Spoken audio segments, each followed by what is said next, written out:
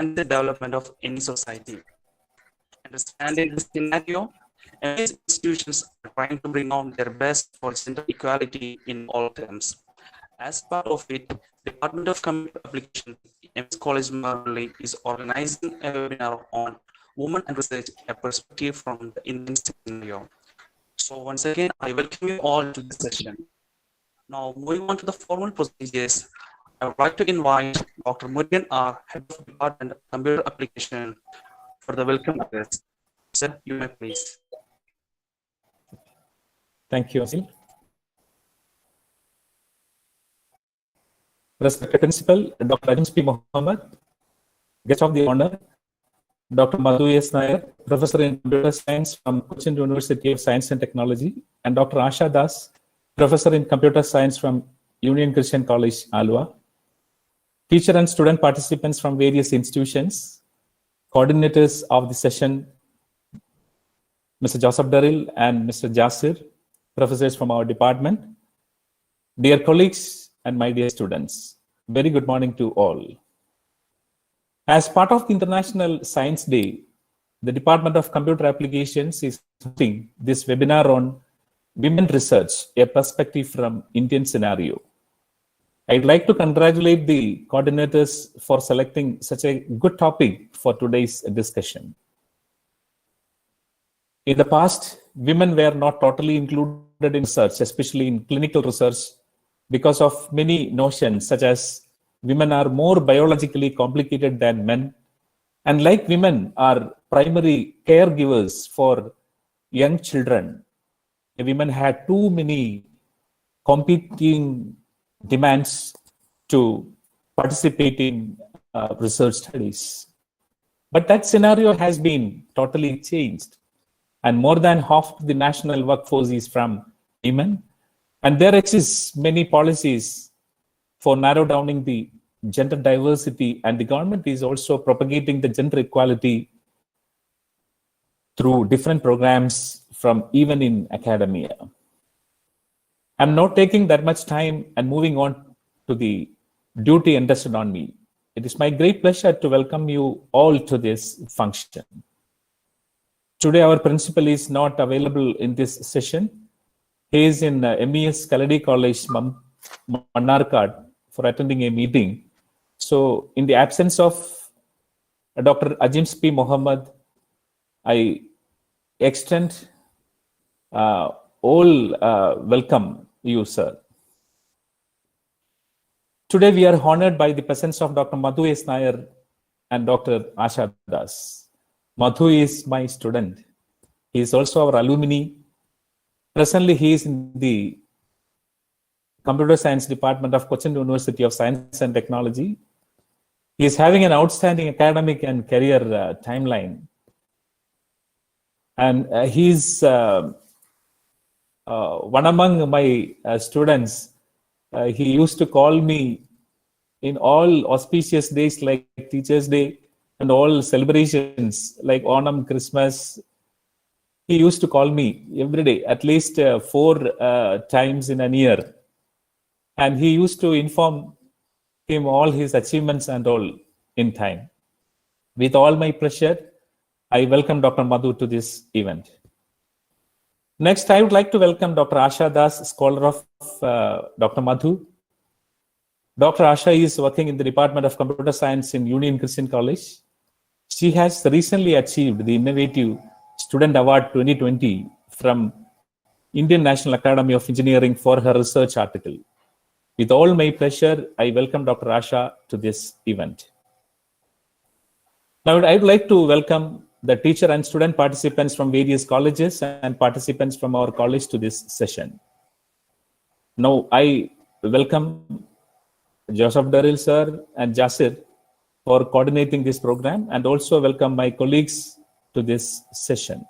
Once again, I welcome each and every one of you present here and hope that you will have a very exciting and enriching session today.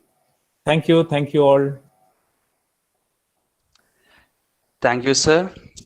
Next, I would like to invite Mr. Joseph Darrell, Associate Professor in Department of Computer Application and the coordinator of this webinar, to share a few words about the session.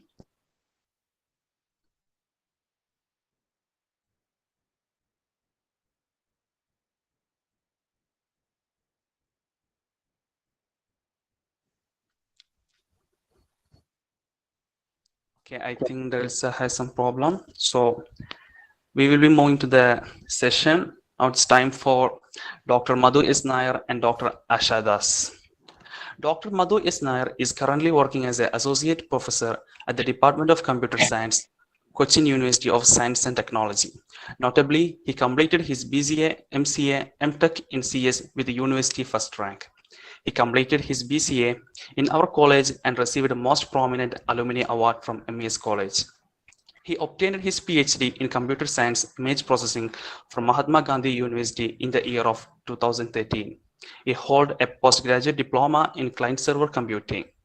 He had also qualified national eligibility test in the year of 2004 and graduate aptitude test in the engineering in the year of 2006. He has published 105 research papers in the reputed international journals and conference proceedings published by IEE, Springer, Elsewhere, iOS Press, etc. He is a senior member of Institute of Electrical and Electronics Engineers, member of Association Computer Machinery, Associated Life member of Computer Society of India, and member of International Association of Engineers. Now, Dr. Asha Das is currently working as an assistant professor at the Department of Computer Science, Union Christian College, Alua. She is an MTech graduate in the computer science with specialization in digital image computing at the University of 2005. She received her PhD in computer science from Cochin University of Science and Technology in the year of 2020. Dr. Asha Das has been awarded the Innovative Student Project Award 2020 for the best PhD thesis instituted by Indian National Academy of Engineering. This award was in recognition of her pioneering contribution in the field of cancer diagnosis. The research work was carried out Artificial Intelligence and Computer Vision Lab, Department of Science, Cochin University, under the guidance of Dr. Peter S. and Dr. Madhu S. Nair. Dr. Madhu S. Nair and Dr. Asha Das have interest in digital image processing, computer vision, machine learning, pattern recognition, data compression, and medical imaging. So without any doubt, we can say Dr. Madhu S. Nair and Dr. Asha is the best researchers in the field of computer science.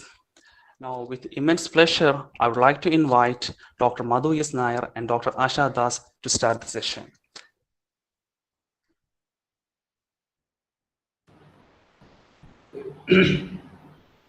A warm good morning to all of you. Actually, I'm not prepared for a long speech, but I just want to say a few words before I pass over to Dr. Asha for the presentation.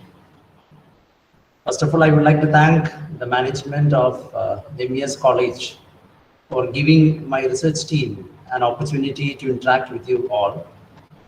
And as you know, the theme of the National Science Day is Women in Science. And I'm extremely happy to present my student, Dr. Asha Das, to all of you, because she has really struggled a lot to achieve this honor. And I should say she was very much committed to her research, and she's very much committed to her academic activities. So I'm really happy that she performed well, and she was really she deserves this particular honor. And I take this opportunity to give you an awareness about the important prospects that you have in the field of research, and I think even both men and women have equal opportunity to excel in the research field. And I think after the presentation given by Asha, I think it will be very much clear. And I'm very happy to see my teachers here, Murugan sir, Daryl sir, Jessina ma'am, because I should say I learned the basic lessons in computer science from Mes College Marampally, and also I really enjoyed the classes of my beloved teachers. Even the basic programming was taught by my beloved teacher Jessina ma'am and Murugan sir, because I still remember the Pascal and the C classes delivered by them. It was really wonderful and really enjoyed it. And I still remember I had a lot of sweet memories about this college during the period of 97 2000. And I'm very happy that I could bring honor to the college, because I think I'm the first person to get the first rank among all the courses, if I'm not mistaken, from Mahatma Gandhi University. So I'm really happy that I could bring that honor to my college. That is the only gift that I can give to my college. And actually my career started from that college, and I went to do my MCA, MTech and all, and the foundation was very strong. It's only because of my gurus. So I take this opportunity to thank all my gurus for giving all sort of blessings and support and encouragement. I will always remember you. As Murugan sir said, whenever I celebrate auspicious occasions like auspicious days like Teachers' Day, or maybe the festivals like Onam or Vishu and all, I always remember my gurus, and I spend time to have some interaction with them during that joyful moment. So I will continue that because it's only because of their blessings I am here today. And about Asha, I would like to share you one thing, that Asha and me have studied in the same department at University of Kerala. We did our MTech from Department of Computer Science, University of Kerala. Actually, Asha is senior to me, I should say, 2 years senior to me. But later she joined as my student for her research work. But anyway, as you know, during the time of research, there is no need to worry about whether you are a junior or a senior and all. We have to concentrate on our work and excel in that. That's what Asha has done. I am extremely happy to present Dr. Asha to the audience. So now I pass over to Asha for the presentation. Thank you.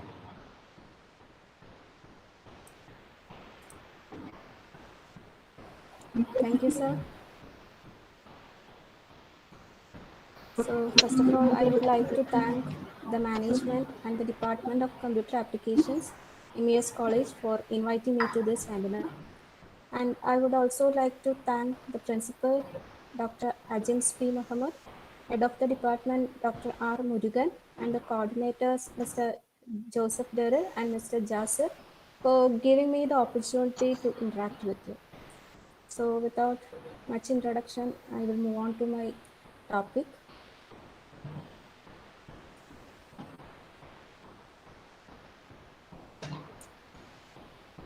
So is the PPT visible? Yes, ma'am. Yes. Yes. Okay.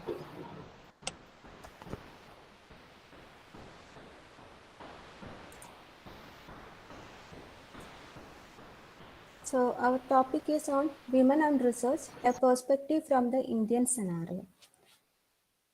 So we will begin with the words of Madam Marie Curie, the first women scientist to win a Nobel Prize.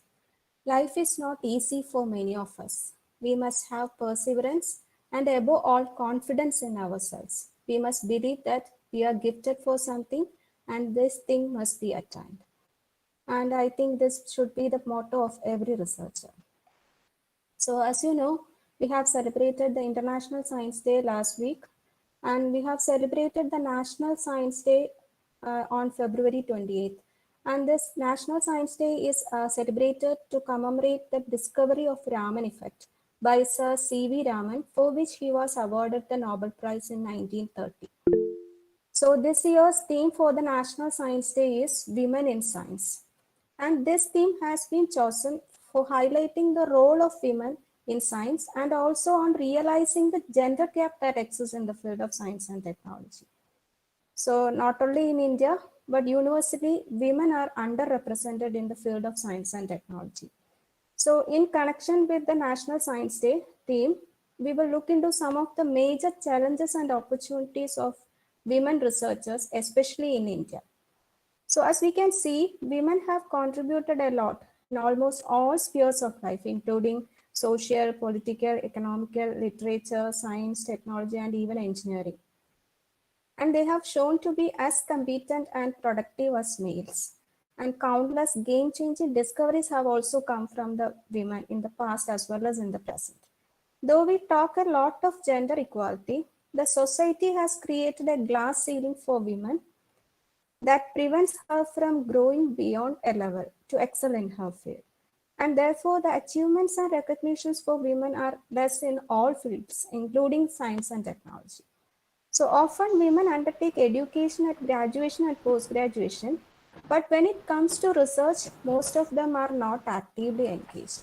So globally, we can see that only 2% of women earn PhD in science, technology, engineering, and maths. Asha, the Okay. sound, Asha, I think the audio is very low. Can you just keep the mic closer? Okay, sir. Yeah. Is it okay now, sir? I think you can increase the volume of the mic because I think it's not audible.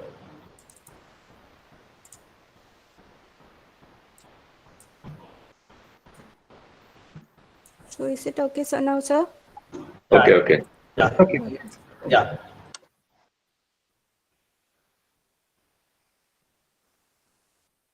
So when it comes to the case of global scenario, only 2% of women earn PhDs in science, technology, engineering, and maths-related subjects. And this is about only 3 times, almost 3 times lower than their male counterparts. So even though both boys and girls study STEM-related subjects in the high school, only 28.8% of STEM researchers worldwide are women. And when it comes to the case of publications also, women represent only about 1/5 of all the authors. And in a study published in PLOS ONE journal in 2018, they have assessed lakhs of research papers over 54 journals, and it was found that only 29.8% of all research authors were women. And according to UK's Intellectual Property Office, only 13% of patent applications globally are from women inventors. And when it comes to the case of literacy and also the education in India, according to the last census in 2011, India's adult literacy rate is 73.2%, of which the male literacy is 80.9%, and for women literacy it is only 64.6%. So the main reason for females never attending schools is that often education is not considered necessary for women because they are supposed to do the household works. And this attitude is highly dominant in many of the rural areas of India. And in that aspect, we can be proud of because Kerala is having the highest female literacy of 92%. And when it comes to the case of higher education, according to the All India Survey on Higher Education 2018-19, the ratio of male students is found to be higher in almost all levels of education except the post-graduation and MPhil level. So in the case of undergraduate level, 51% are male students and only 49% are female students. And when it comes to the case of post-graduation and MPhil, the female ratio is found to be higher than the male. And in the case of PhD, 56.18% are male candidates and only 43.82 are female candidates. And in the case of professional education also, the female participation is found to be lower in the case of undergraduate and postgraduate professional courses. So in the case of engineering, only 30% are female students, and for medicine, only 45% are female students. And this representation is even lesser in the case of IITs and AIMS. So the fraction of female students appearing for the entrance examination, so that itself is less, and even their success rate is even lesser. So this is due to the competitive nature of the admission process to the professional courses, and which require one to spend more money and time to prepare for these examinations. But on an average, most of the parents are not ready to spend much for their daughters. And this may be the reason for their lower participation in the professional courses.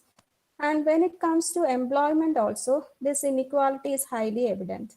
So majority of women participate in teaching science and maths related subjects at schools and colleges. But when it comes to the case of high profile institutes like Tata Institute of Fundamental Research, IITs, IIScs, Institute of Mathematical Science, Institute of Physics, etc. So this gender inequality is highly evident.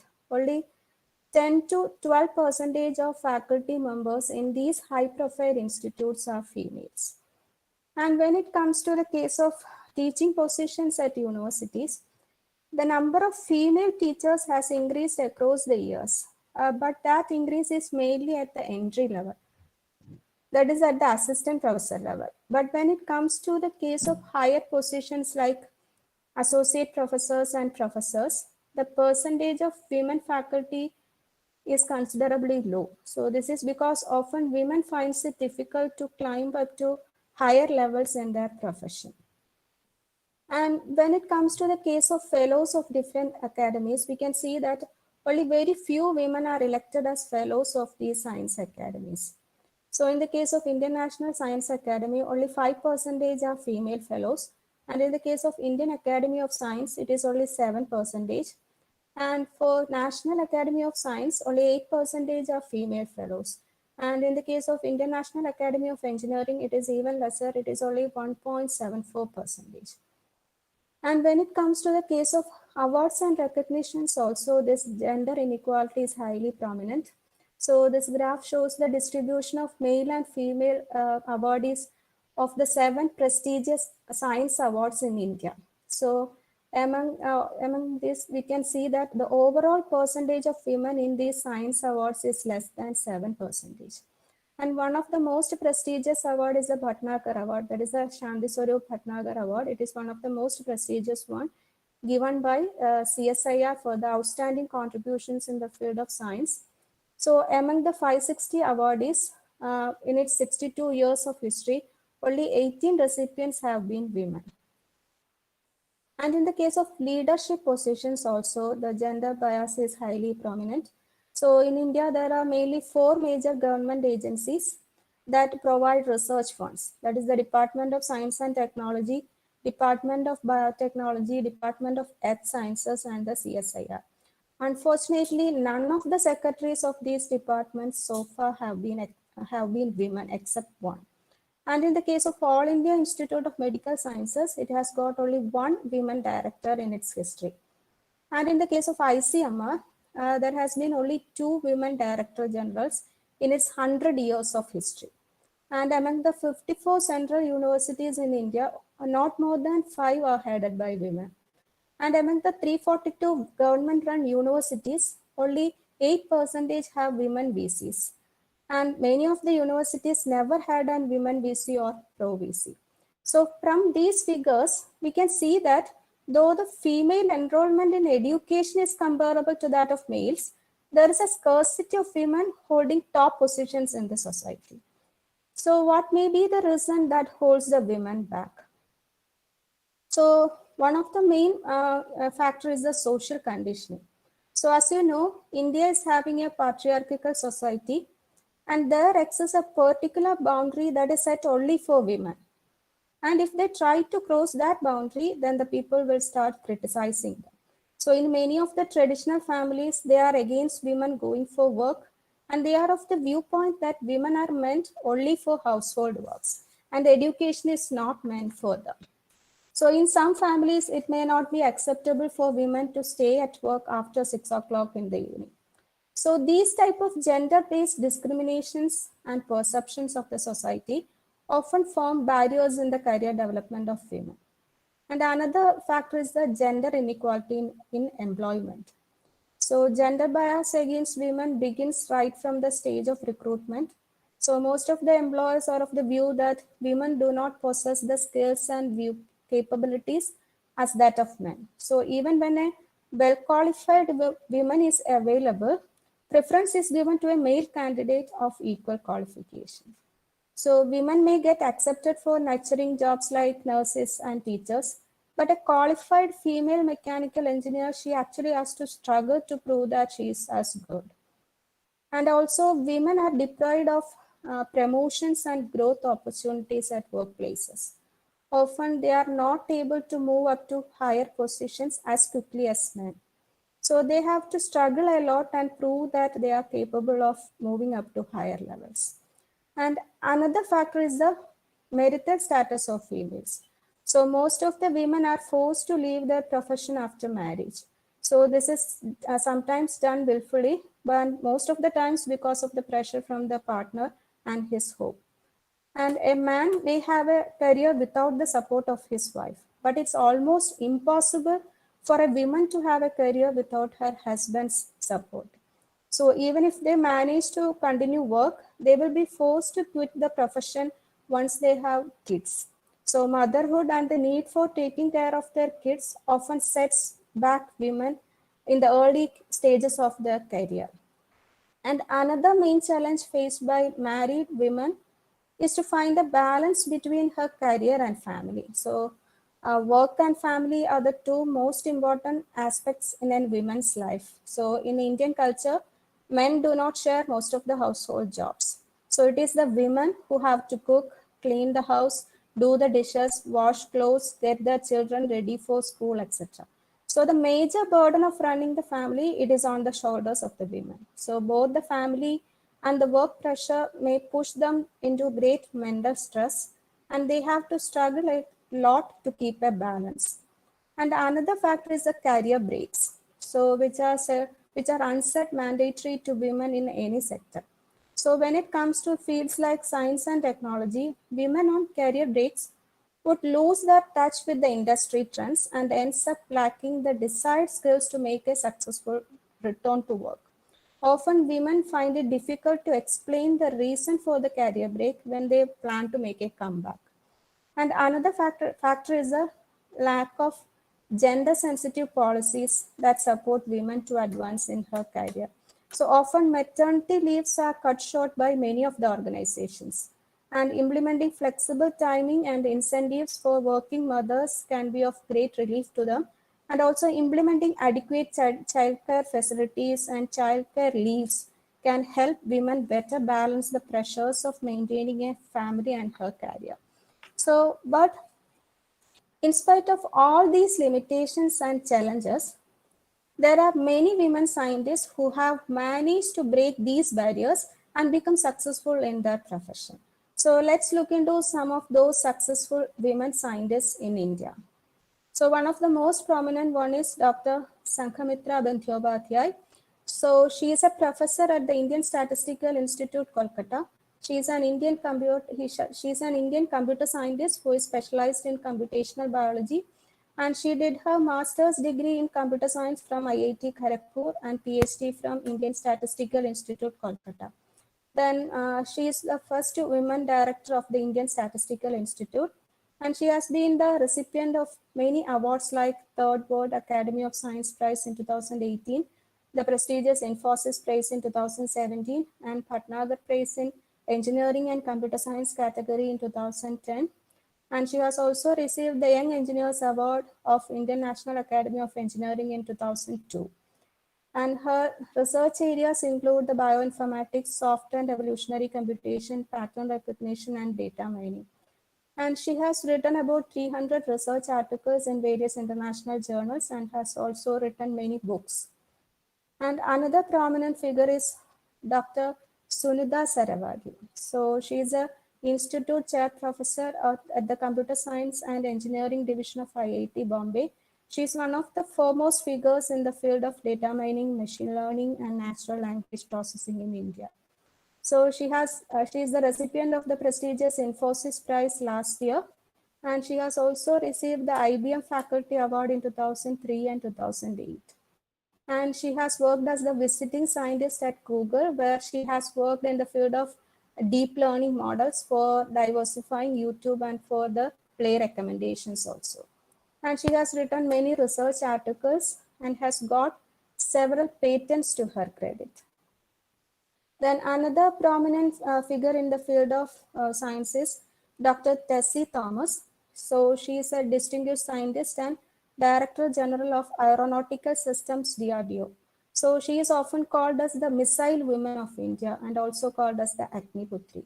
So she is behind the design of the guidance scheme for the long-range missile systems, which is used in most of the Agni missiles. And she has also contributed in various fields like guidance control, inertia navigation, trajectory simulation, etc. And she is the first woman to head a missile project in India. She has been the project director for the Agni 4 and Agni 5 missiles. And she has received the Bharat Ratna Sir Mokshagundam Vishwesvaraya Award in 2018, so which is given by Institute of Engineers for her contribution in the field of engineering. And she has also received the Lal Bahadur Shastri National Award in 2012. So the stories of such successful women scientists has been compiled into a single book named that is the Leelavadi's Daughters, the Women Scientists of India. So it is published by the Women in Science panel of the Indian Academy of Science in 2008. So this book contains a collection of essays of about 100 women scientists of India. So in this compilation, different Indian women scientists, they talk about their different experiences like what has brought them to science, what kept their interests alive, and what are the challenges they have faced in the Indian society, and how they have achieved success in their career. So I think it is a book that must be read by every Indian woman who are about to start their research career. So when we look at the lives of these successful women scientists, we can see that they had only less opportunities and they had to struggle a lot to excel in their profession. But in the present scenario, younger women scientists have much more possibilities and opportunities for research when compared to these scientists. So let's look into some of the research opportunities for women scientists in India. So various research-oriented programs are conducted in universities, research institutes, and academic societies. So under the scheme, numerous workshops are held all over the country to encourage young women and to educate them and their families about the various opportunities that are available today. So talks by successful women scientists about their research experiences are also conducted to motivate the young women professionals. And interaction with international groups are also organized, so which often leads to greater interaction and cooperation between women scientists of different countries. And there are some organizations that are formed to specifically deal with the issues of women in science.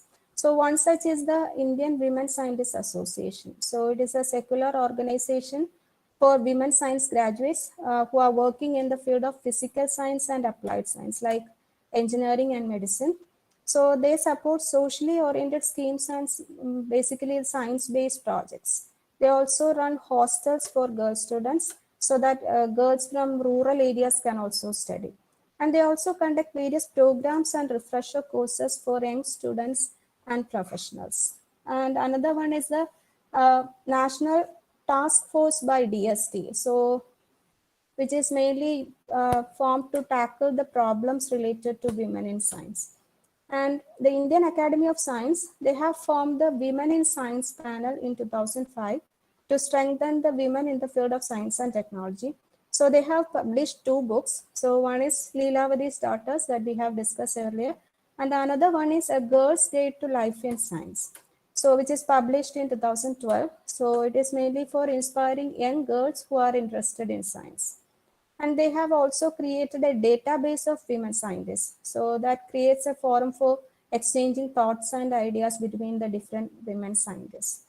And government has also formed different funded programs and schemes exclusively for women. So one such is the postdoctoral fellowship to women candidates under UGC scheme. So it is mainly for unemployed women candidates who are having PhD degree, so that they can carry out studies and research in the field of science, engineering, technology, humanities, and also social sciences.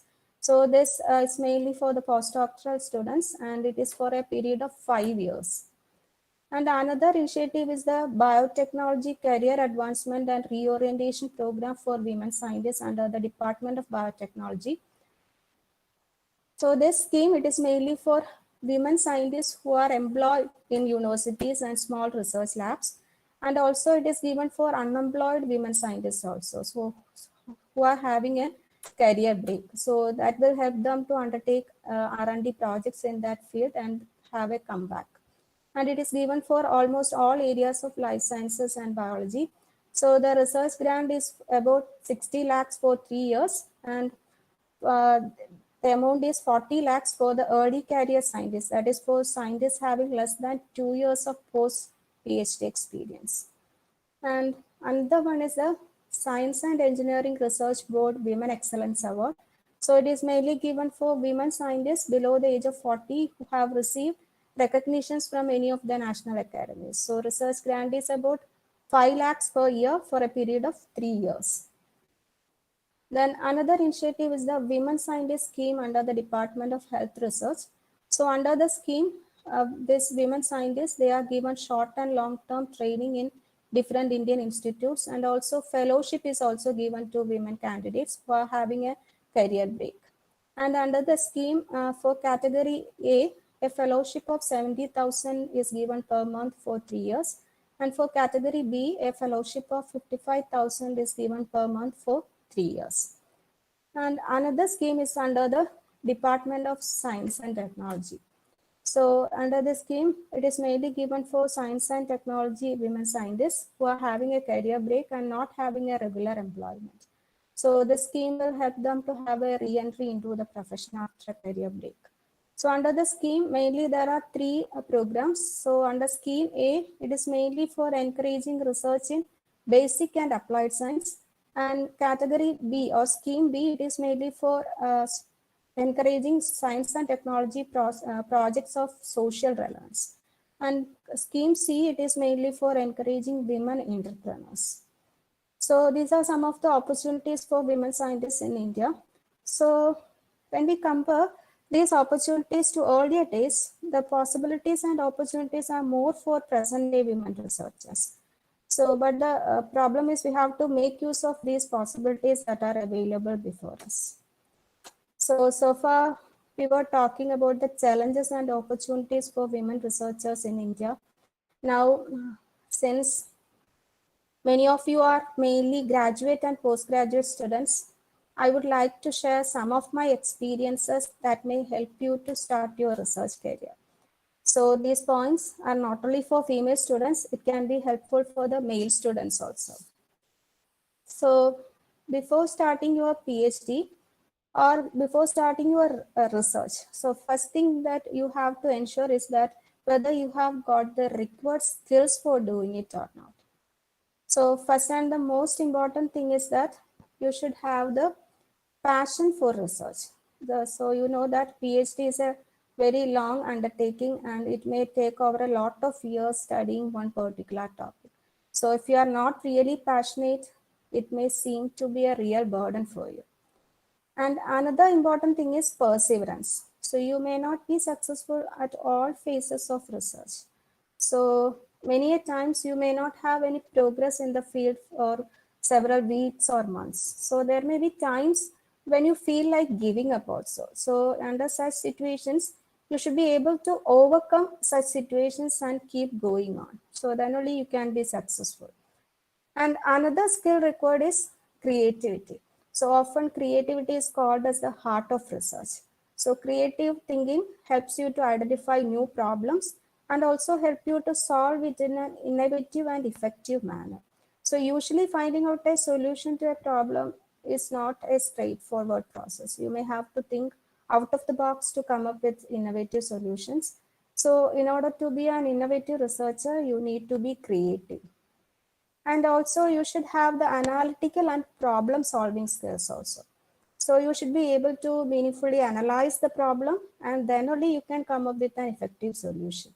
So also as part of the research, you will be collecting a lot of data and information from different sources. So this analytical thinking will help you to relate these information and identify the relevant ones and come up with a solution.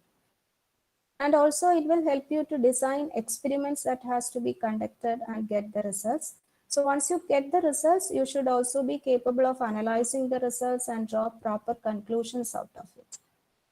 And specifically for computer science researchers, mathematical skills are highly essential.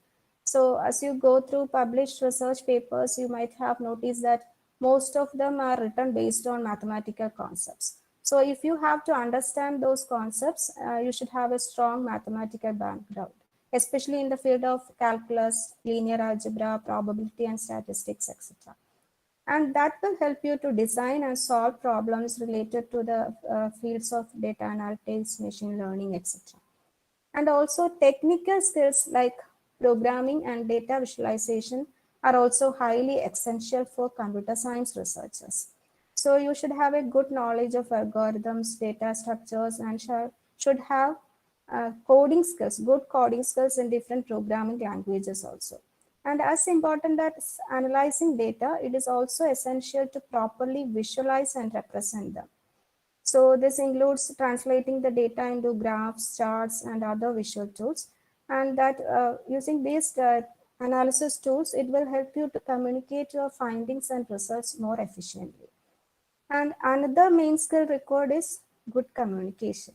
So especially the writing skills. So this is highly essential for writing research papers and project proposals. So you should be able to organize and communicate your ideas concisely as well as logically. So once you have got the required skill set, the next most important problem that you face is to how to find a right research problem and a right guide for you. So finding a good research problem is not an easy task. So it may take a lot of time to find out the right one. So while searching for a research problem, keep in mind to choose a field that you are comfortable with, one that matches your interests and strengths. And so understand your strengths and as well as your weaknesses, and then choose a field that you are strong in. So, and another thing is, it's not necessary that you take up some complex problems to solve. So often novel, that is new problems may be rather simple ones.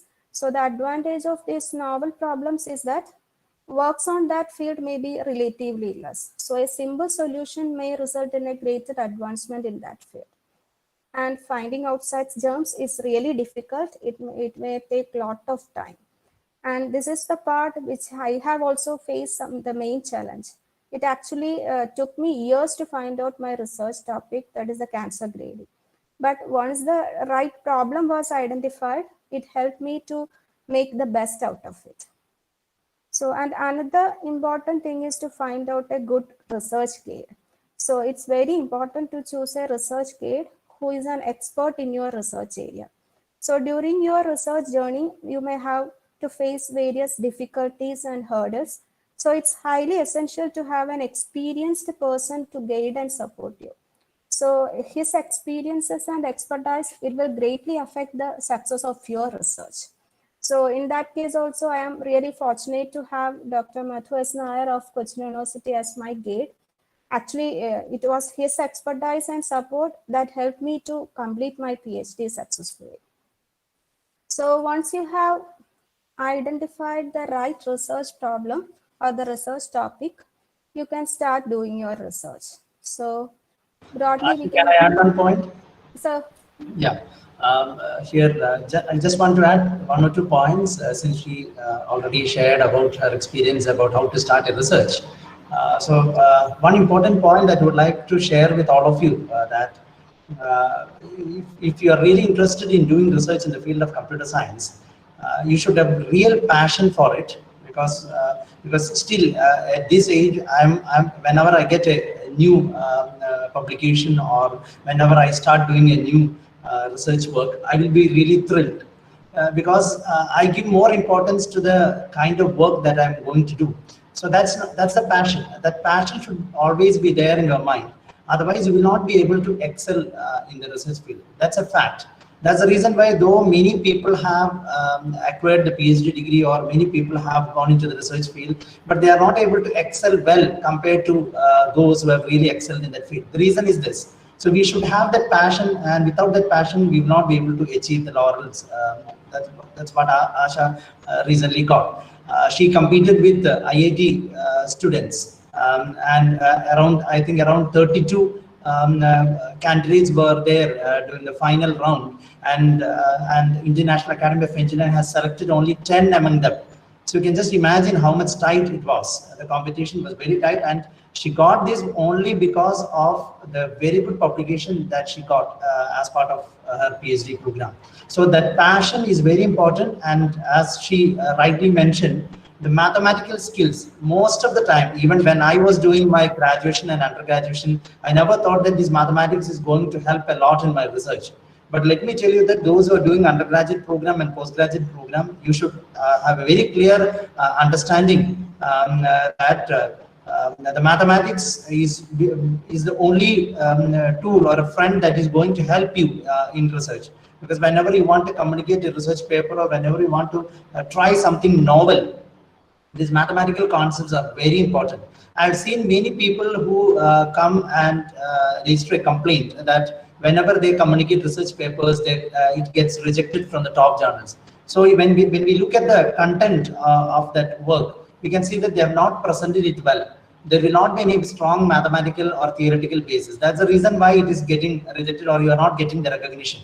So that part you have to be very strong.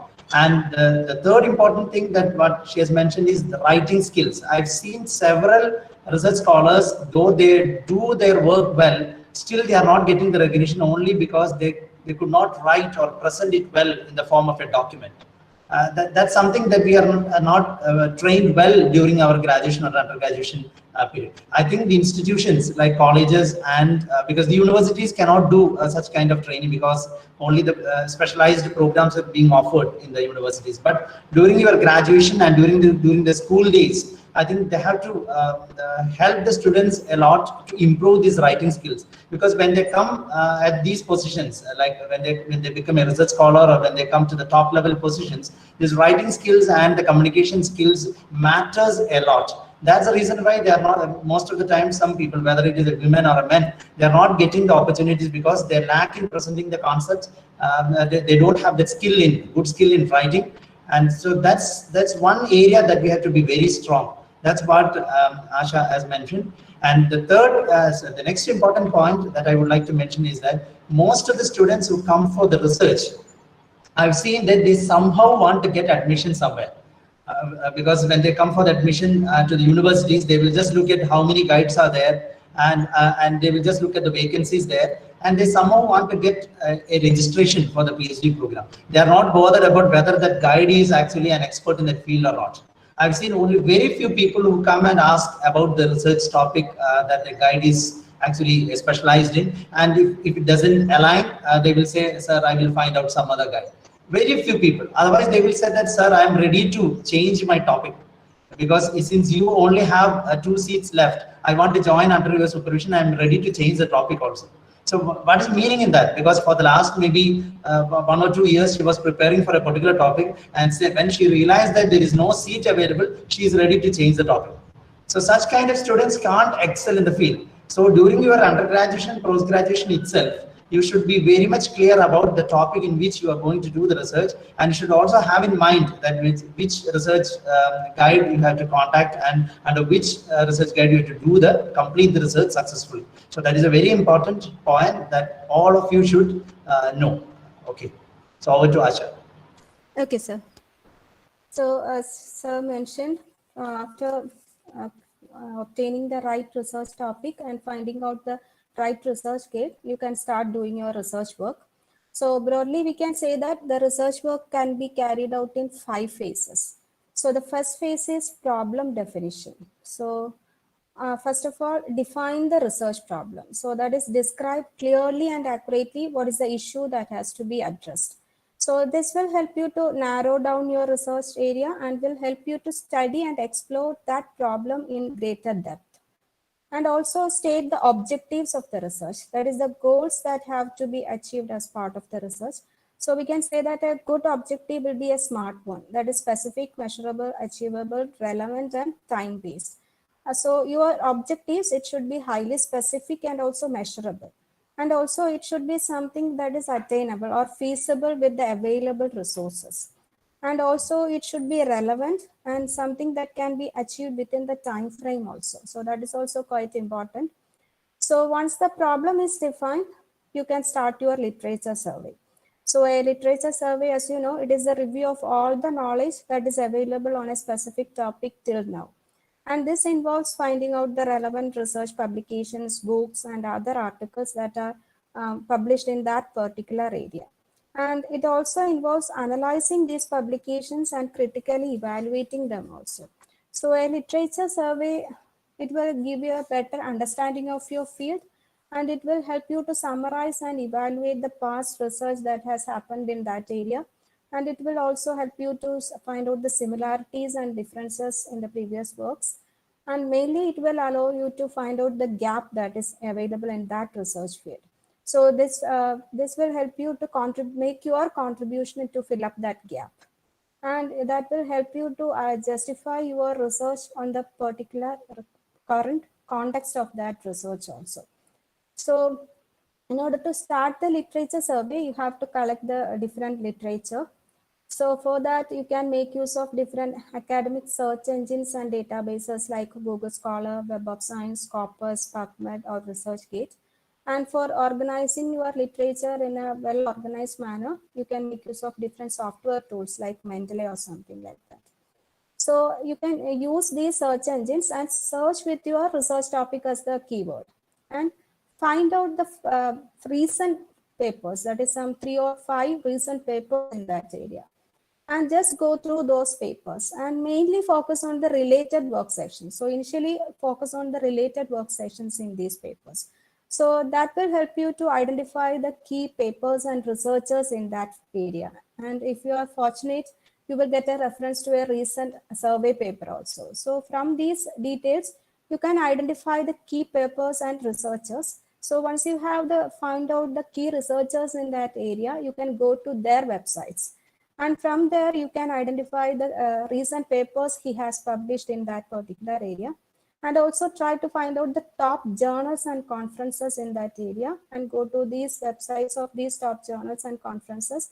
So where you can get the details of the recent papers in that particular area. So once you have collected all the literature, now you can start reading it. So it's not important that you read all the papers in depth. So you can make use of a 3-pass approach if you wish. So in the 3-pass approach, in the first pass, just have a view of the paper. Just take only 5 to 10 minutes for the reading. Carefully read the title, abstract, and the introduction part only, and just go through the headings of the sections and subsections. No need to go into the details of those sections. And also read the conclusion part carefully and have a look into the references also. So that will help you to identify the other papers published in that area. And then after the first pass, you choose if it is a paper is relevant one, you can take it for the second pass. So in the second pass, you read that paper with more care, but no need to go into the minute details such as the proofs and all. You can take up to an hour to read a paper. And after the first pass, you should be able to grasp what is the problem that is solved in that paper, and what is the methodology that is used for solving that problem. And after the second pass, you should be able to summarize what is the main contribution of that paper and all. And after the second pass, if you feel to be a good work or a relevant to your research, you can take it for the third pass. So here you start concentrating on the minute details. So if possible, try to re-implement the paper, at least in the mind, or if possible, practically do that paper. So you can take up to 4 or 5 hours for that and try to critically evaluate that paper. That is, identify its strong and weak points and specifically concentrate on if some research gaps are there in that paper. So that you can make your contribution, and also try to find any possibilities of extension or improvements that is possible on that paper. So you can have this 3-pass approach for reading the different literature. So after reading, the next step is to think of writing a literature review paper.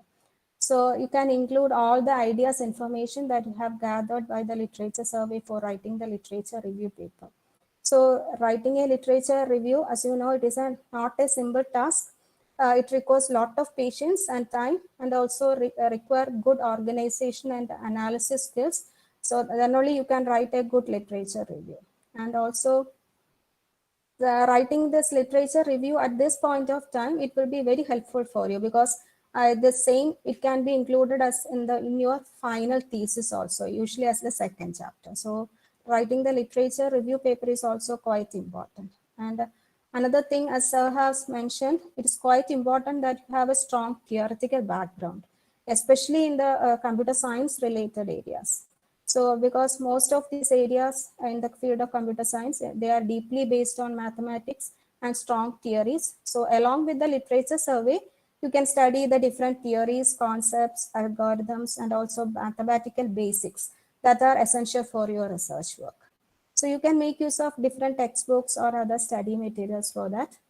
So this will help you to better understand your research problem with the right theoretical background. So that is also mainly important for finding out the right method of solving it, and also it will help you to write your research paper also.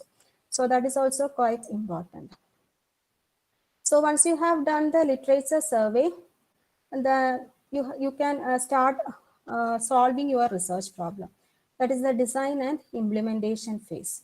So first of all, create a research design. That is a plan how to achieve the research objectives. So it is like a blueprint for the research. So for implementing this research design, appropriate research methodology has to be chosen. So research methodology, it is the most essential part of any research, and it mainly involves the scientific methods of solving your research problem. So, and research methodology that you adopt, that depends on your area of research. So in the field of computer science, there are mainly 3 types of methodologies, that is experimental method, simulation method, and theoretical methods. So in these experimental methods, it is used in those research areas that require a real world implementation. So this is mainly required in research problems in the field of automation, human computer interaction, IoT, etc. And another one is a simulation method. So normally complex problems that cannot be implemented in laboratories, they are solved by simulation methods. So this may include study of nonlinear systems, virtual reality, development of network protocols, etc. And another important one is the theoretical method. So this involves the design of algorithms and computational methods. So theoretical methods are also used to model new systems for pattern recognition or classification, etc. So depending upon your research problem, identify a suitable methodology for solving it. And another thing is, you need not have to solve your problem as a whole. You can divide your problem into simple steps and start solving it step by step. And also, after implementing a technique, apply it on a simpler problem and see if some modifications or corrections are required.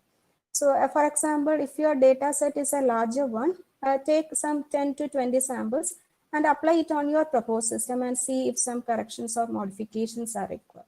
So if some corrections are required, you can do the fine tuning and then apply it for the whole data set and try to generalize that your problem or the solution. So after implementation, you have to do the experimental analysis and get the results. So for that, you have to design experiments to evaluate the performance of your proposed system. So in order to perform the experiments, the first thing you have to choose is the appropriate data set. So it's always better if you could find a standard or benchmark data set for the problem, because that will help to give more acceptance to your work. And once you have got the required data set, design your experiments that is helpful for evaluating your proposed system. So the experiments should be repeated several times. That is, you should run your experiments again and again and ensure the correctness of each result. So you can change and control different parameters and factors of the system and study how the system behaves in those situations also. So note down these results and keep these results in a well-organized manner. So once you have got the results, the next step is to do the quantitative analysis of your results. So try to quantify the performance of your system in terms of numbers. So the performance criteria that needs to be evaluated, that depends upon the research problem. So sometimes it may be the accuracy and sometimes it may be the precision or something else. So choose the performance criteria depending upon your problem. And you can also represent the results in tables, charts, or plots also. And also, in order to evaluate the performance of your system, you can compare it with other existing systems. And then only you can prove that your proposed system is better than the other existing methods. So once you have all the results, Next step is to analyze them and draw implications and conclusions out of it. So not all results may be significant. So identify the main or the key results and find to analyze these significant results. So also you have to interpret your results in the context of your research problem and see how far you have been successful in achieving the research objectives. And always try to generalize your results and findings also. And also give some explanations for the expected and unexpected results. And also one thing important is, no matter how complete your study was, there will always be a scope for further study and extension. So you can identify such future scopes and make appropriate recommendations also. So these are the 5 phases of research. So after performing the research, now the next most important step is to publish your work. So a research paper, it is basically an outcome of your research work. So no one else will know about your work unless you share your discoveries and knowledge. So also, and also only through paper publications you will get recognized in the research community. So often research publications are made mandatory for the award of the PhD degree and all. And also publications are considered to be one of the assessment criteria in many of the job careers, especially in the field of academic jobs. So publishing your work is also quite important. And publishing has also got some secondary benefits. So writing gives you a better understanding of your work and the logical organization of knowledge while writing the paper that will give more clarity to your thought. So that will help you to give new ideas to proceed with. And it also gives the opportunity for other researchers to take up the same work and make their contributions in that area also. So we will just quickly go through the basic structure of a good research paper. So the most important part of a research paper, it is the abstract. Then the next section is introduction, followed by the related work. And after that, the research methodology section and the experimental results and discussion section. And finally, the conclusion. So the first part of your research work that most of the people will read, it is the abstract. So it's quite important that it should be a well-written one. So in the abstract, give an overview of your whole work and try to write it concisely and shortly in a single paragraph with less than 200 or 300 words. And it's a good practice to write it at the last, because after writing the full work, you will have more clarity of the paper. So that will help you to write the abstract more suitably. So I'll try to write it at the end. Then the actual paper, it begins with the introduction part. So it's quite a longer one than the abstract, but with 3 or 4 paragraphs. So in the first paragraph, give a background of your research topic. Then the second paragraph, you can give a review of the current progress in that research field and indicate the research gap, and also state how your research work fits into that gap. So in the third paragraph, give a brief overview of the methodology you have adopted for solving the problem, and also highlight your main contributions. So usually in the form of bullet format. And you can then, the last paragraph, you can include the structure of the following sections. So that is the introduction part. Then the next part is the related work section. So in the related work, all the works you have studied in the literature survey, it can be included here. So here you can give a detailed view of the existing works and also explain the research gap that exists in that field. So and give a detailed justification on how your research work fill up that gap also.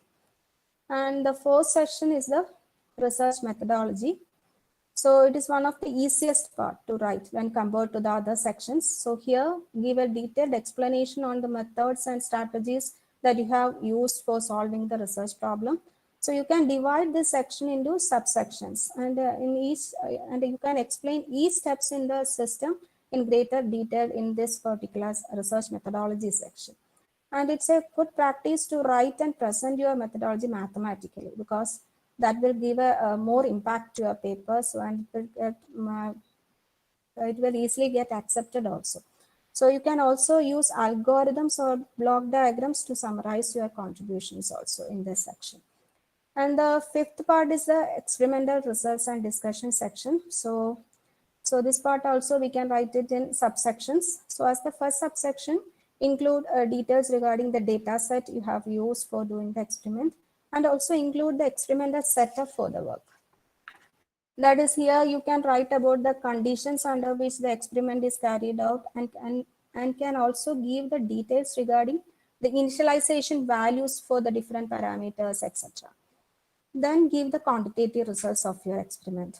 So here you can make use of tables, charts, graphs, or plots to represent the results, and also includes compare your system with your proposed system with the existing one, and explain how your proposed system is better. And you can also vary different parameters and discuss about the system, how it behaves under such situations also. And along with the results, write some comments regarding the significance of that results, and then try to have a generalized discussion of those results also. Then the last section is the conclusion. So here you have to summarize your full work. So this section is also as important as the abstract. So here also highlight your contributions and give emphasis on how the research objectives has been achieved, and also emphasize the most significant results. And you can also give an account of the limitations of your system if there is any, and also try to include some suggestions for future work. Not much, just shortly in 1 or 2 sentences. So this is the structure of a basic research paper. So once you have written your research paper, then the next important step is to choose a suitable journal to publish your work. So this step is also quite important. You have to be very careful in choosing the journal for publication. So a lot of predatory journals are there nowadays. So it's better to choose some index journals like SCI Index or Scopus Index journals for that. So SCI indexing, it is based on the Web of Science database, and Scopus Index, it is based on Scopus database, and it is done by the Elsevier. So these index journals, they will be having high quality journals. So you can very confidently publish in these journals. And before choosing a journal, read the aims and scope of the journal and see whether it matches your work. Also choose the high prestige and high quality journals for publication. So often the quality of a journal, it is measured in terms of the journal impact factors. So try to publish in journals with high impact factors. So it's really difficult to get a publication in such journals, but be courageous to submit your work in those journals. So even if the paper gets rejected, you will get some good expert comments of the paper, so that you can modify the work accordingly, and you can submit it on some other journals. Then another important thing is go through the guide for authors carefully and see if you have prepared the paper as per the journal's guidelines or not. Now, another thing is most of the journals offer open access for publication. So decide whether your paper has to be published open access or not. So open access, as you know, it is an expensive procedure, but the advantage is that open access, it gives more visibility to your paper, and that will help to increase your citations also. And also go through the review and publication timeline also, because you cannot wait for a longer time to get your paper reviewed. So choose journals with less processing time, and also see whether the journal has got any pay charges or not. So most of the journals will be charging some amount for the extra pages of the paper. So check whether such pay charges are there or not. And it's not a good practice to submit your paper to more than one journal. So submit your paper to only one journal at a time. So these are some of the points to be considered whilst choosing a journal for publishing your work. So you might have understood now that the research, it involves a lot of dedication and hard work, and it may take many years to complete it. So normally a PhD degree, it is for a period of 5 years. So without adequate financial support, it would be difficult for you to pursue PhD. So in order to support the PhD students, government offers many fellowships and scholarships. So one among them, the UGC NET JRF, you may be aware of. So it is the national eligibility test for students to qualify lectureship and also for acquiring PhD programs. So the JRF qualified students, they can get their fellowship for pursuing the PhD in the fields related to science, humanities, and also social science. So the period of fellowship, as you know, it is for 2 years under the JRF scheme. And on expiry of this period, the work is evaluated by experts. And if it is found to be satisfactory, the fellowship is extended for a further period of 3 years under the SRF scheme. So recently, UGC has increased the amount of fellowship. So for JRF, it is now 31,000 rupees, and for SRF, it is 35,000 rupees now. So I think it is one of the best options for postgraduate students to undertake the PhD. So I suggest it's better if all of you could write the NET JRF for the UGC NET immediately just after your PG program. And like UGC, CSIR is also conducting the NET exams basically in science related subjects. So CSIR NET qualified students can do their research at CSIR research labs. So the period and amount of fellowship, everything is same as that of the UGC NET.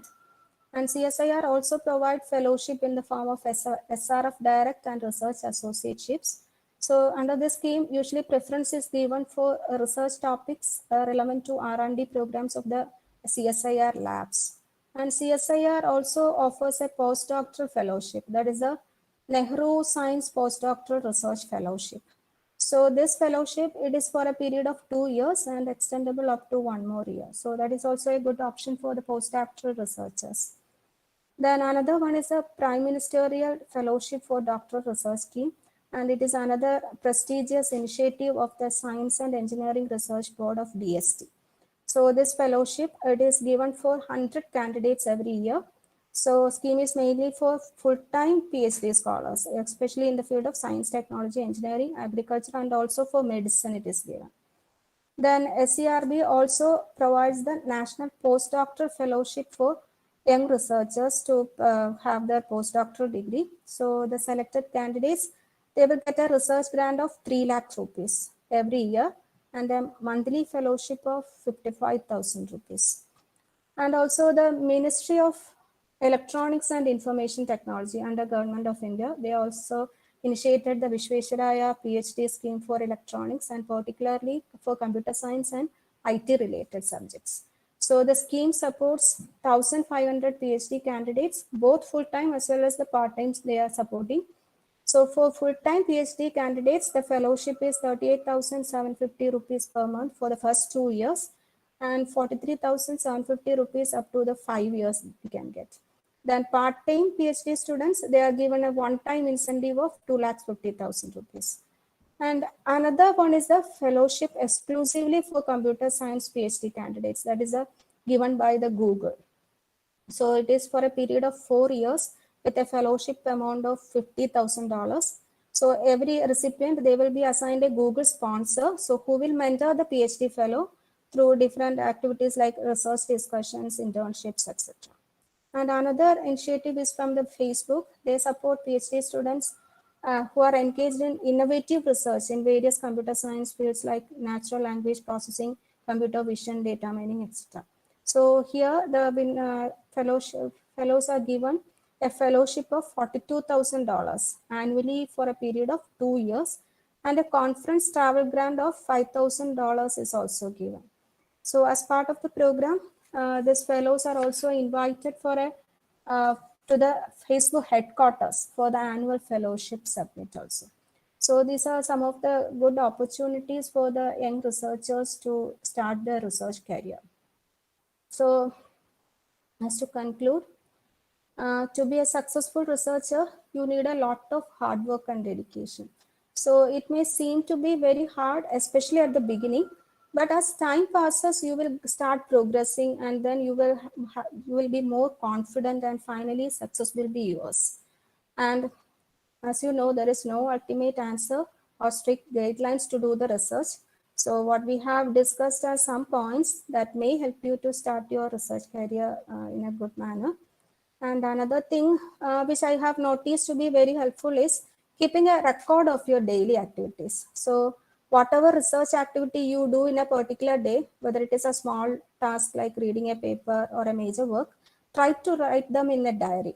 So by looking into this diary, if you feel that you have not made much progress this week, it will help you to work and concentrate more the next week. And also it will help you to keep a track of your progress and help you to be more productive also. So that is a good practice you can have. And there may be many excuses you can give for not to be successful, but try to find reasons to succeed, not excuses for failure.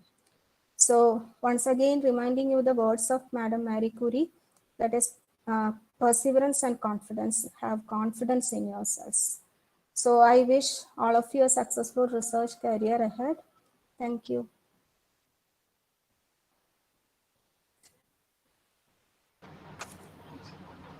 So I hope all of the participants might have got some idea about the challenges that you may face during the time of research. And let me tell you that there is no shortcut method for excelling in research. As she said, when you come and join for the program, you have to progress it based on reading a lot of articles, reading a lot of technical journals, technical reports and all. And my suggestion is that whenever you read something, you read a genuine article. I know that most of you will be Googling on a certain topic, and whatever content or information that you get from the site, you will just read it. Before that, you just look at whether it is a genuine article, whether it has been published by reputed publishers and all, and only read those genuine articles as part of your research activities. Otherwise, those reading will not be useful in your research career. And as she told, all the aspects that she has mentioned, these are only tips for doing better research, and that's not enough. Your commitment and passion is the most important one. And if you have these tips in your mind, and if you have the passion for research, definitely you will excel in your research, and you can also achieve these kinds of laurels. And I'm very happy to tell you that as part of her research work, Asha published a research paper in the topmost journal in the field of image processing, and we call it as the Bible in the field of image processing. And that journal is IEEE Transactions on Image Processing. We always dream about getting a paper published in that, and Asha could achieve that as part of her research work, which has got a very high impact factor of around 10. I think exact value is 9.34 if I'm not mistaken. So I think she has done it well. And to your information, let me tell you that this is Asha's first invited talk to. So I don't know whether all of you, I hope you all have enjoyed it. And this is also her first invited lecture. And I'm very happy that she presented it well. So I wish all success to her. And I hope the participants might have enjoyed this session. So if you have any questions, please do ask. Okay, sir, it is a time for question and answer. If any audience have any question, you can ask now.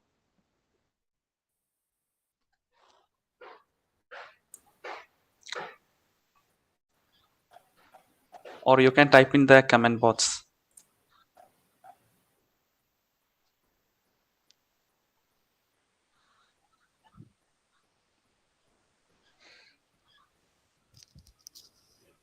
Hello, ma'am. Hello. Yeah, thank you, ma'am, for the session. It was really very, very informative and motivational. Ma'am, I just want to know how to get a right journal for publication, because as we browse and explore, there will be a lot of referrals and things coming up. So how can we arrive at a right journal when we search for it? So mainly focus on whether the aims and scope of that journal matches with you, and also look into the quality, especially in terms of the impact factor and all, and basically the scope of that journals that should match best with you. And as I have mentioned, it's always better to have an SCA index or Scopus index journals, because a lot of predatory journals are there, so don't go into that. So the predatory journals, they are mainly for money making purpose. So concentrate on this SCI or Scopus index journals that matches your area of research. So I think even Swapna, even in Scopus Index journal also, I have seen some kind of low standard journals. So it's better you always refer the topmost journals in the field, which are actually SC indexed. And some good publishers are publishing some good journals. Maybe, for example, IEEE, then Elsevier, Springer, ACM, Wiley. So these are standard publishers who publish top journals in the field. So you should always try to read such kind of journals rather than looking at some low standard journals, because for the time being you may feel very comfortable reading those kinds of journals, but when you come into the research, it will not be very much helpful, because those standard journals definitely will be a little bit difficult at the beginning, but when you read it 3 or 4 times, slowly you will start understanding the concept. And you should also go through the back references, because maybe the earlier research papers also you will be forced to read to understand a particular topic. So you should have the patience to read those older papers also to understand the work mentioned in the paper which you are currently reading. So that is also required. So because most people, they don't have the patience to read more papers. That's the reason why they look at some easy. They look at some papers which have been, which is very easy to read and all. But that is not the criteria for selecting a journal, because only if you read the topmost journals, you will have an idea about how to present your work also. So that is very important as far as the research is concerned. I hope it is clear, Swapna. Yeah, yes, sir. Thank you, sir. It's clear. So one more doubt, sir. On an average, how long will it take to get approval of our paper in a journal, sir? An average time? See, we cannot say, we cannot specifically say any average time, because it's journal dependent. Maybe it also depends on the policy of the journal. So if you look at the topmost journal where we have published, like IEEE transactions on image processing, we can see almost, I think they will take around 3 to 4 months to give the first round of review. Whereas certain journals like Elsevier and all, they may take maybe 5 to 6 months, or sometimes even more than that. So that depends on the journal policy. But on an average, I think we may get the first round of review within 5 or 6 months on an average. That's what we expect. In case if you are not getting that review within the time period, you are always free to send a very polite email to the editorial board, to the editorial section, or to the editor-in-chief. It should be very polite, because you can just mention the date on which you have submitted the manuscript, and you can tell that after 6 months time also I am not getting the first round of review. So you can request them to kindly expedite the review process that you can send after 5 or 6 months. Thank you, sir. So I have one more doubt, sir. Shall I? Sure. You can Sir, ask. I heard that suppose if we are sending a paper to one journal, and if it got rejected, can we send the same paper to another journal for approval without any modification or without any rework? Can we send the same paper? That's up to you. But normally what we do is, as Asha has mentioned during the presentation, we normally send the paper to a standard journal, right?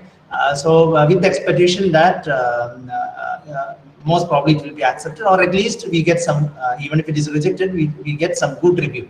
So our aim should be to get an expert opinion on our work, and based on the review comments, you modify your manuscript. Because since it has got rejected, it means that there are some flaws in the work. So you identify that and solve it first before communicating that research paper as such to any other journal. So it's better you always communicate to a high quality journal first, get the comments from the review board, modify or revise the manuscript as per their comments, and then you can communicate it to some other journal. That's the best method that you can adopt. Yeah. Okay. Thanks a lot, sir. Thank you, sir. Okay, is there any more questions?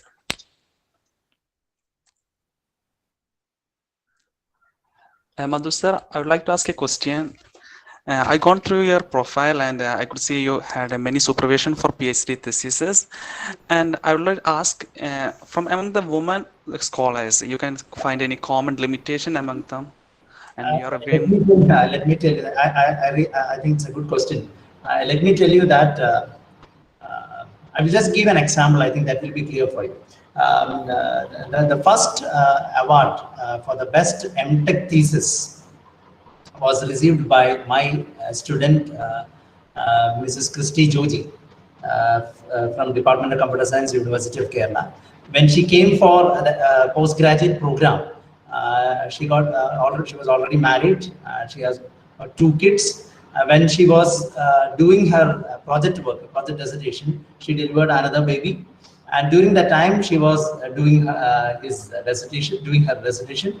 And I still remember after completing her work, she communicated a research paper to the topmost journal in the field of geoscience and remote sensing, and the journal is IEEE Journal of Selected Topics in Applied Earth Observation and Remote Sensing, and the paper got accepted. And during the time of reviews and all, I think during that period, she delivered the baby and she was at a hospital that time. And even I still remember whenever I called her and asked to do some revisions and all, she was always ready to do that, despite of all the difficulties that she was facing at that time.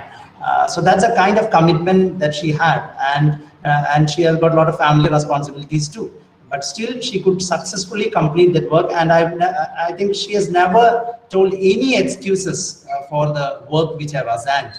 That's one of the good qualities I've seen in her. And she completed her work successfully, and I'm very happy to tell you that she got the best MTech thesis award from Indian National Academy of Engineering in the year 2011. I think I'm not mistaken, 2011. She belongs to 2010 batch. So she got that award. And the second person I would like to mention is Dr. Sabina Bibi. She was the first PhD candidate who successfully completed a PhD program under my supervision from University of Kerala, and she is very much senior to me. She is a very senior teacher at TKM College of Engineering, Kollam.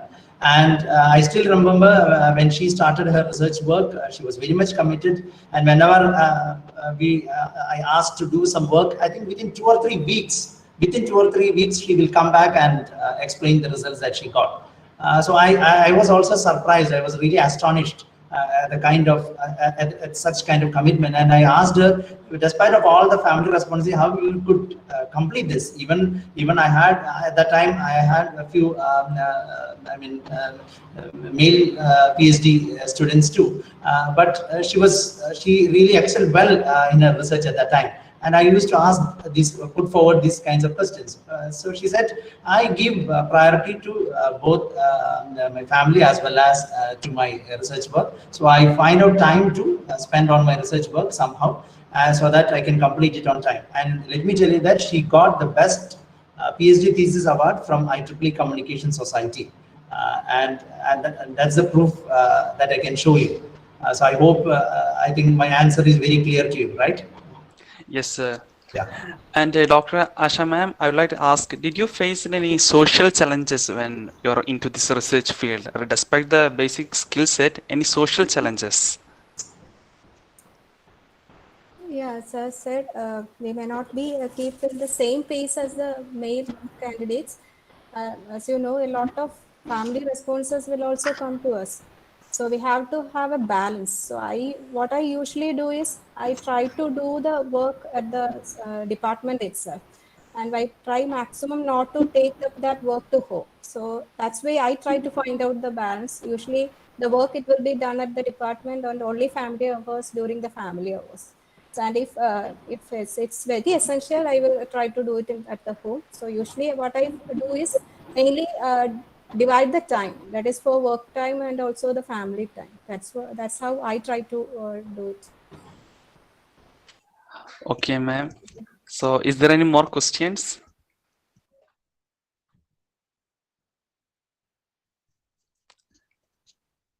Okay, I think there is no more question. I think I have all covered. So Dr. Madhu sir and Asha ma'am, would you like to add anything more? Nothing. First of all, I again thank the management of MES College and my beloved teachers from Department of Computer Application for giving me an opportunity to interact with you all. I hope you might have enjoyed the session. My advice is that if any one of the participants who really want to excel in research, this is the right time to start with. And I hope the tips or the suggestions or the advices that we have given will be useful for you. So try to find out a very good research topic today itself and start reading it, reading articles on it, so that you can finally come up with some novel ideas that you can share among the academic and the research community. So my best wishes to all the participants. Thank you very much.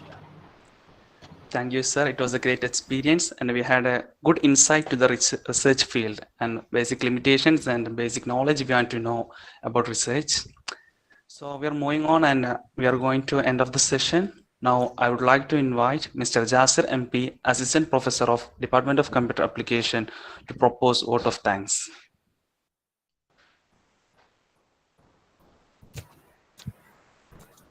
Respected Head of the Department, Dr. Murugan, Chief Guest and Alumni, Dr. Madhu, S. Nair, and Dr. Asha, all my colleagues and my dear students. This was a totally fruitful and wonderful discussion. We all know that women are at a disadvantage when it comes to the societal norms. So the research and other such kind of opportunities from a women perspective was totally a relevant topic and in line with the National Science Day theme. And I just wish to rephrase Asil's questions. The questions were so genuine, so relevant, but the questions has to be rephrased a little bit to reflect the actual reality of it. Asil's first question was whether Madhu sir was able to find any common limitation. Actually, there is no such thing, okay? The fact is, the society is putting women at a disadvantage where they are having some limitation. Those are not the limitations of women, rather those are the habits set by the society where women are constantly in that position. And again, Asil asked, Dr. Asha was facing any sort of social limitations while engaging in the research. Actually, that too was not the female researcher, but the society was pushing them to be in those positions. I like to remind you this because the change of thought, the thought process has to happen in our mind. So it is basically we are responsible if at all they are facing some limitations in those regards. And regarding the skill set and output, Dr. Madhu was very clear in pointing out that many of his most able and skillful researchers were women. And when it comes to the topic, Dr. Asha clearly has given us an overview of how the research has to be carried out, how it can be completed, fruitful and beneficial, and also the limitations and opportunities women, especially the women community, face when it comes to research. As the Nobel laureate Malia Yousafzai observed, when you educate a woman, the entire nation is educated. So, Dr. Asha, Madhu sir said this was your maiden presentation, but I have to tell you frankly that we never felt so. And we wouldn't have ever unless Dr. Madhu sir has explicitly stated that. So that was like a seasoned act, okay? It was like a veteran speech We all benefited from that. I don't wish to extend my talk. I would like to extend my sincere thanks and gratitude to Dr. Madhu. Dr. Madhu is our alumni, and it is always great to be back at your institution and be treated like a prominent alumni. So, and for all the students who are presently studying in MES, Dr. Madhu is a role model for you, what you can become and what you can achieve later. So I thank Dr. Madhu for his wonderful insights that he has shared with us. Thank you, sir. Thanks a lot. And Dr. Asha Das has clearly stated how Madhu sir was helping her out in her research and all. And we came to know that she has done stupendous work in her research under his guidance. And we were so lucky to have you share your experiences here. And I'm sure that the students, the faculties, and everyone who's listened to it has immensely benefited from it. Thank you, Dr. Asha, for sharing your wisdom. And it was really remarkable. Thank you, sir. Thank you for your time. And when it comes to the department, I have to tell you that the department is headed by the most efficient person of the department, Dr. Murugan. He is the one who pulls the strings and coordinate all the acts. And when it comes to Sir Joseph Durrell, you all know that how passionate and to what extreme he can go to make certain things success, right? The students know it in a painstaking manner, and the faculties know it in a little more relaxed manner. But anyway, he's a taskmaster, and he's the main reason a large part of this success should be indebted to him. So I thank Dr. Murugan, HOD, and Sir Joseph Durrell for making this program a reality and a grand success. And, Thank you. And along with that, I thank all my colleagues, all the senior staff, all the colleagues, all the students, and Asil, who effortlessly played the role of anchor. A special mention for him. He has done a wonderful job in anchoring this entire program, considering the fact that it's a little bit difficult when you are situated at different places, and to a sort of synchronization has to come. Asil has done a commendable job. So I thank one and all who participated in this program and made this program a grand success. Thank you. Have a nice day. So thank you. We are winding up the session. Thank you, everyone, and we appreciate you all being here. Thank again for joining us today, and we will see you in the session. Thank you all. Stay home. Hello. Thank you. Yes, sir. Madhu, Yeah. thank you very much. Yeah. Okay, thank you. ഞാൻ ഇവിടെ എല്ലാം കേട്ടിരിപ്പുണ്ടായിരുന്നു. Anyway thank you very much. ആശയ്ക്കും പ്രത്യേകം നന്ദി. കാരണം ഞാനിത് മധുവിനോട് പറഞ്ഞപ്പോ മധു നോ എന്നല്ല പറഞ്ഞത്, ഞാൻ ചെയ്യാം എന്നാണ് പറഞ്ഞത്. എനിക്കത് വളരെ സന്തോഷമുണ്ട്. അതുപോലെ തന്നെ ആശയം വളരെ നന്നായിട്ട്, ആശയ്ക്കൊരു പേടി ഉണ്ടായിരുന്നു ആദ്യം. അപ്പൊ അത് എല്ലാം മാറിക്കാണുമെന്ന് കരുതുന്നു. ആശയം നല്ല രീതിയിൽ അത് പ്രസന്റ് ചെയ്തു. അപ്പൊ ഇവിടെ ഇങ്ങനെ ഒരു പ്ലാറ്റ്ഫോമിൽ വന്നത് ചെയ്യാൻ നിങ്ങൾ കാണിച്ച എല്ലാ സഹകരണത്തിനും നന്ദി പറയുന്നു. മധുവിനോട്. Okay. And all the participants. നമ്മൾ ആദ്യം പറഞ്ഞിരുന്ന കോളേജിലെ ടീച്ചേഴ്സ് മാത്രമാണ്, പക്ഷെ ഇതിപ്പോ ഏകദേശം ഒരു 18 കോളേജിലെ ടീച്ചേഴ്സും സ്റ്റുഡൻസും ഇതിന്റെ അത് പങ്കെടുക്കുന്നുണ്ട്, different parts. Anyway thank you very much all the participants and teachers who come and attend the webinar. Once again, thank you, Madhu and Asha. Okay, thank you, sir. So thank you, Madhu, and thank you, Dr. Asha, for a wonderful session. Thank you, ma'am. Thank you. So, sir, shall I leave? Yes, you can leave. Thank you.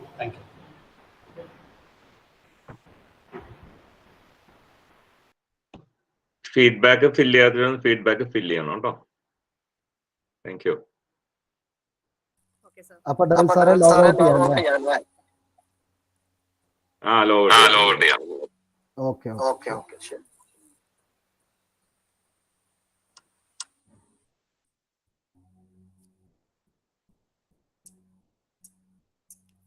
Sir എവിടെ ഇട്ടേക്കണാവോ? ആ ലിങ്കിലാണ്.